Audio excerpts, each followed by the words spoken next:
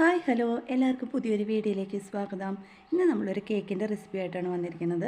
ഒരു അടിപൊളി കേക്കാണ്. അപ്പോൾ അതെങ്ങനെ ഉണ്ടാക്കണമെന്ന് നോക്കിയാലോ. ആദ്യം നമ്മളിവിടെ ഒരു ബൗൾ എടുത്തിട്ടുണ്ട്. അതിലേക്ക് ഒരു അരിപ്പ വെച്ച് കൊടുക്കാം.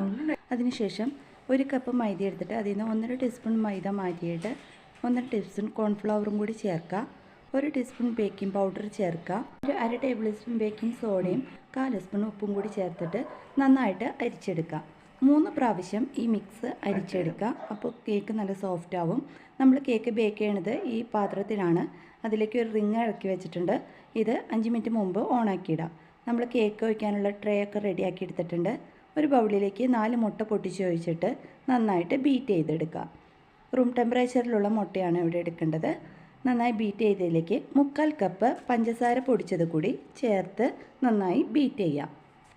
അതിനുശേഷം ഇതിലേക്ക് വാനില എസൻസ് 1.5 ടേബിൾ സ്പൂൺ ഒഴിച്ച് കൊടുക്കാം. 1/2 കപ്പ് ഓയിൽ കൂടി സൺഫ്ലവർ ഓയിൽ കൂടി ചേർത്ത് നന്നായി മിക്സ് ചെയ്തെടുക്കുക. ഇതിലേക്ക് നമ്മൾ അരിച്ച് വെച്ചിരിക്കുന്ന മൈദയുടെ മിക്സ് ചേർത്ത് നന്നായി മിക്സ് ചെയ്തെടുക്കുക. കട്ടകളൊന്നും ഇല്ലാണ്ട് സാവധാനം മിക്സ് ചെയ്തെടുക്കുക. അവസാനമായിട്ട് 1 ടേബിൾ സ്പൂൺ വിനീഗറും കൂടി ചേർത്ത് നന്നായി മിക്സ് ചെയ്തെടുക്കുക.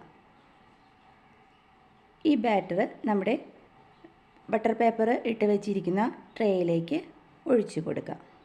നന്നായി ഒന്ന് ടാപ്പ് ചെയ്ത് എയർ ബബിൾസൊക്കെ കളയുക. അതിനുശേഷം ചൂടായിരിക്കുന്ന നമ്മുടെ പാത്രത്തിലേക്ക് ഇറക്കി വെച്ച് മൂടി വെച്ച് വേവിക്കുക. 25 മിനിറ്റ് കഴിയുമ്പോൾ നമ്മുടെ കേക്ക് ഇവിടെ റെഡി ആയിട്ടുണ്ട്. നല്ല സോഫ്റ്റ് ആയിട്ടുള്ള കേക്കാണ്.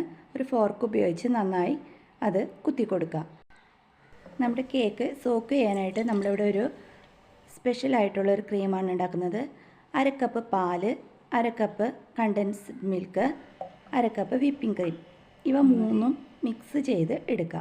നന്നായി യോജിപ്പിച്ചെടുത്തതിന് ശേഷം നമ്മൾ ഫോർക്ക് കുത്തി വെച്ചിരിക്കുന്ന നമ്മുടെ കേക്കിലേക്ക് ഇതൊഴിച്ച് കൊടുക്കാം. നന്നായി സോക്ക് ചെയ്തെടുക്കുക. അതിനുശേഷം കേക്ക് മാറ്റി വയ്ക്കാം. ഒരു ബൗളിലേക്ക് ഒരു 1/2 കപ്പ് വിപ്പിംഗ് ക്രീം എടുത്തിട്ട് നമുക്കത് നന്നായി ബീറ്റ് ചെയ്തെടുക്കാം.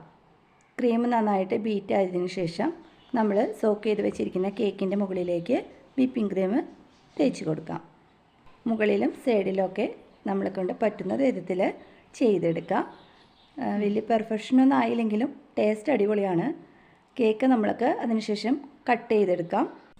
ഞാനിവിടെ കേക്കിൻ്റെ മുകളിൽ ചെറിയാണ് വെച്ച് കൊടുത്തിരിക്കുന്നത്. നമ്മുടെ കയ്യിലുള്ള എന്തെങ്കിലും വെച്ചിട്ട് നമുക്ക് നമ്മുടെ കേക്ക് ഡെക്കറേഷൻ ചെയ്യാം. ഇപ്പോൾ നമ്മുടെ കേക്ക് അടിപൊളി കേക്ക് റെഡി ആയിട്ടുണ്ട്. കാണാൻ ലുക്കില്ലെങ്കിലും കഴിക്കാൻ അടിപൊളി ടേസ്റ്റാണ് കേട്ടോ. അപ്പോൾ എല്ലാവരും ഒന്ന് ട്രൈ ചെയ്ത് നോക്കണേ. അടുത്ത വീഡിയോ കാണുമ്പോഴേക്കും ബൈ.